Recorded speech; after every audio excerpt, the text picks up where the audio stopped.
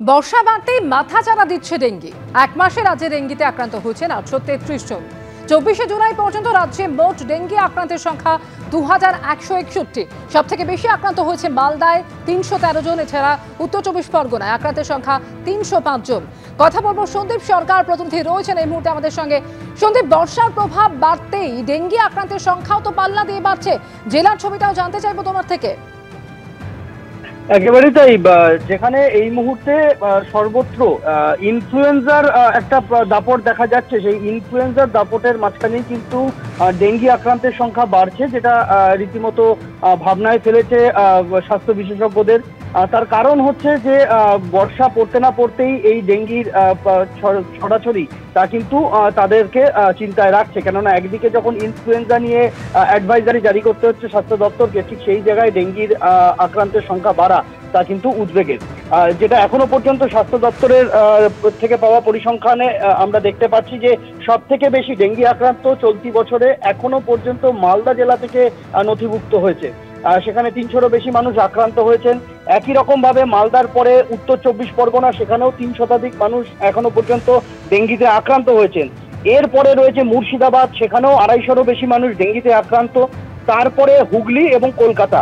হুগলিতে প্রায় 200 জন, 199 জন ডেঙ্গি আক্রান্ত হয়েছেন এখনো পর্যন্ত, তাই খবর। কলকাতাতেও সংখ্যাটা প্রায় 200 ছুঁই। ফলে সব মিলিয়ে জেলা এবং কলকাতা শহর এবং শহরতলি সর্বত্রই কিন্তু ডেঙ্গি আক্রান্তের সংখ্যা ধীরে ধীরে বাড়তে শুরু করেছে। গত বছর সব থেকে বেশি ডেঙ্গি আক্রান্ত নথিভুক্ত হয়েছিল বিগত 10-12 বছরের মধ্যে।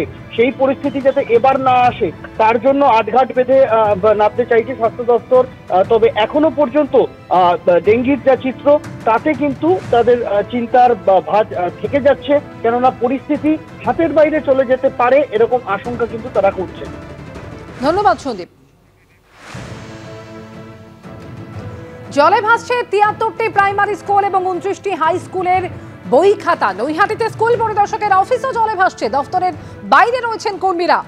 একদিকে স্কুল পরিদর্শকের অফিস, অন্যদিকে বেশ কয়েকটি প্রাইমারি এবং হাই স্কুলের কি ছবি আপনাদের দেখাচ্ছি।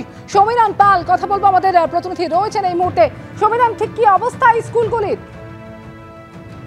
দেখো, গত কয়েকদিন ধরে যে বৃষ্টি পড়ছে তার ফলে নৈহাটির এসআই অফিস অর্থাৎ স্কুল পরিদর্শকের যে অফিস, সেই অফিসে গুরুত্বপূর্ণ নথি রয়েছে এবং তার পাশাপাশি দামি কম্পিউটার, ল্যাপটপ রয়েছে। 73টি প্রাইমারি স্কুলের বই এবং 29টি হাই স্কুলের খাতা, এই সমস্ত কিছু পুরোপুরি জলে ভাসছে। তার পাশাপাশি 12 জন কর্মী, তাদের সমস্যা, তারা অফিসে করতে পারছেন না, কারণ অফিস এতটাই জলমগ্ন। এবং স্থানীয় পঞ্চায়েত সমিতির সদস্য তিনি জানিয়েছেন যে যেহেতু এলাকাটা একটু নিচু, কারণ কদিন ধরে টানা বর্ষণ হচ্ছে, তার ফলেই অফিস জলমগ্ন হয়ে গেছে। আর এই অফিস জলমগ্ন হওয়াতে কাজের সমস্যায় পড়েছেন কর্মীরা। ধন্যবাদ সমীরণ।